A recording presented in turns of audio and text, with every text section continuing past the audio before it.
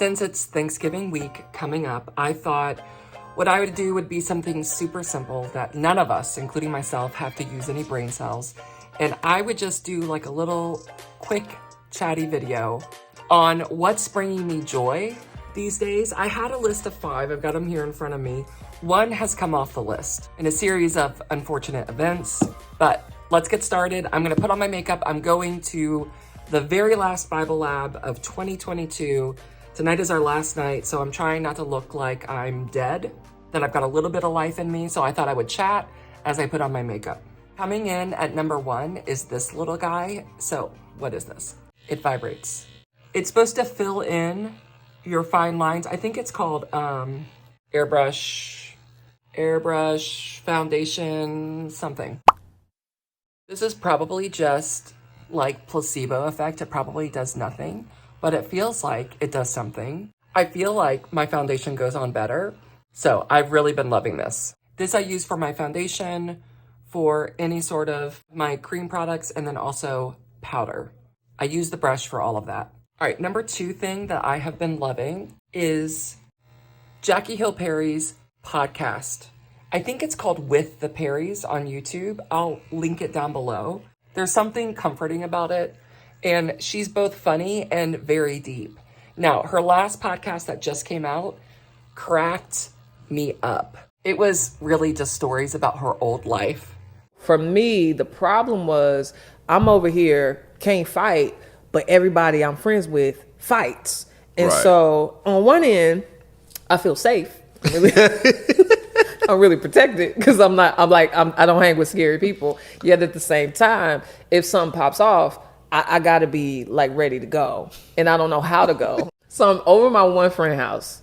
She is a fighter. She has beef with this girl at this other high school. But it's like, this is way too intense for me. Like I was raised in the black suburbs. I don't know what to do. I got a little hood in me because my mama's from the hood, but I just wasn't raised this way. I was growing up reading books and all of that by myself. I was like technically an only child watching Nickelodeon and reading encyclopedias. And I know I hang with people that's about this life. I'm not about this life, but I can't let y'all know that. Wait, so I don't know what to do. So I got to figure out a way to leave without looking soft. So how did you leave? And so I text my god brother and I said, call me and act like you my mama. He was like, what's up? And I was like, oh, you want me to come home now? And he was like, I don't know what you're talking about. I said, you want me to come home right now? Like something is happening, like with over what's the name house? And he like, what are you talking about? And I was like, okay, I'll be on my way. And so I got off the phone and I was like, my mama want me to come home, so I got to go. But let me know what happened. I'll be back. But when an episode comes out, it's like I'm tripping over myself to listen to it. So that's number 2, Jackie Hill Perry. Real into it. Number 3, what is delighting my heart and bringing me so much joy these days is my marriage. Now you may be asking, Melissa, were you hating your marriage before?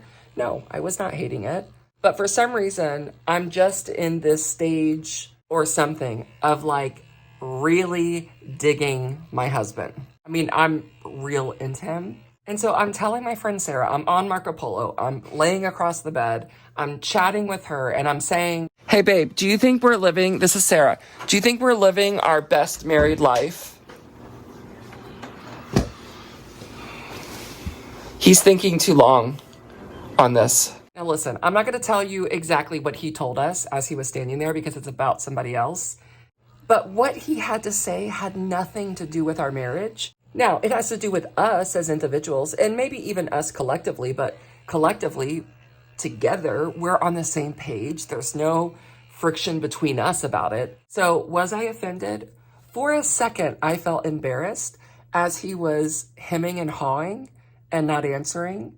But as soon as I thought about it for more than 20 seconds, I realized how different we are, which that's like the understatement of the year. In the way that he's wired, everything touches, like all of his emotions are just all together.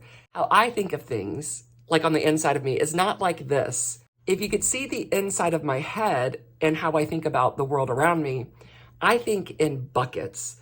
So I've got a marriage bucket, I've got a motherhood bucket, I've got a ministry bucket, I've got a friendship bucket, and none of those mix, because why would they? Because as I listen to him, I'm like, what does that have to do with our marriage? That person is not in our marriage. I don't understand. And he's like, yeah, but it just feels weighty and sad. And I'm like, oh, this is so interesting how we can just be so different. And I think it's easy to misunderstand one another and think that my way is best and his way is not logical. And where he would say that his way, maybe, I don't know, I didn't ask him, but maybe he would say his way is more holistic and healthy than my way. And I don't think that's a right way to view it. And I think as I get older, I'm learning to just look at these things as just different ways to perceive the world. I'm not right, he's not right. I'm not wrong, he's not wrong. It just is. So I don't know if my husband is enjoying our marriage, but I'm real into it. What was supposed to be on my list, what would this be now, number 4? I finally had picked out a winter outfit, including winter boots. Well, they all arrived today. And you may be wondering, well, so why are you wearing like snow boots? I don't know. I just was real into it until I put them on my feet. And then I'm really not into it. Here's my black turtleneck. Can you see me wearing this? I mean, obviously that's not my black turtleneck, but it's what came. I didn't like the pants. I really didn't like the white shirt. It was very wrinkly. So I feel sad about the whole thing. So that is now off the list. It is not giving me life. And instead, just impromptu, I'll put this on the list. Oh boy, this is a stretch to say that it's giving me life, but I want to have 5. So this will come into the countdown. Coming in at number 4, taking the place of the Star Wars shirt. When my friends say that they buy BB cream, have you heard of this? It's like a lighter foundation. Well, if you're buying the expensive stuff, and by expensive, I don't mean like the $60 foundation. I think this is expensive. It's $28, I think. That's expensive. This does not last me that long. I am not going to buy a BB cream in some sort of form that is simply watered down foundation. So instead, I buy the full foundation, but then I take something that's decent and really cheap, and I mix them together to make my own BB cream for like everyday wear. It makes this $30 foundation go much further. It hydrates my face a lot more, and it's a lot lighter. So this is number 4. All right, number 5, and the last one, is Kindle Unlimited. Kindle Unlimited gives you free books, unlimited free books. Some of them have narration, like Audible for free, but it's not every book on Amazon. It's a specific group of books. I mean, there's thousands, probably hundreds of thousands of books. But if I'm listening to a podcast and a book is recommended, typically it's not going to be on Kindle Unlimited. So I use Kindle Unlimited mostly for fiction, for like relaxing reading. So in the month of October, I was telling Jared, I'm like, I think I've read 5 or 6 books this month. And he's like, wow, that's great. And I'm like, no, this is not a flex. I'm a little embarrassed about it because that's a lot of fiction to be reading. How do I have the time to read that many books? When I looked at how many books I had read and finished, I mean, with my eyeballs, read 12 fiction books. Do I have a life? Evidently not. And this is how I know that I'm super stressed, is that all of my free time, look, now I'm just going to tell you why it's okay that I read 12 books. All of my free time, mostly in October, consisted of reading, which meant I was watching very little TV. When I get stressed, I cannot take any sound, noise, even visual. It's just too much. And so that means all that I can do in the evenings is read, because reading is quiet and I don't have to hear something or see something. It's just happening in my mind. I read relatively quickly. Most of the books were like 300 pages. I could read them in 4 or 5 hours. And so I could almost get through one book in one sitting. Most of the time, 2 sittings though, which is how I ended up reading that amount. Anyway, I love Kindle Unlimited. There is a ton of really good books on there. It is so well worth the $9.99. And if you've never, I hate it when that happens. I messed up my eyeliner. If you've never had Kindle Unlimited, you should be eligible for pretty good deals, especially now. If you're watching this before Black Friday typically has a really good Kindle deal. I got like 6 months for like $10 or something like that. And of course I ended up keeping it, which is why they have you do the free trial. But it's worth $10 for me. I most certainly use it. I use it. I used to love to read when I was little. One of the people in my house like really didn't like that I read.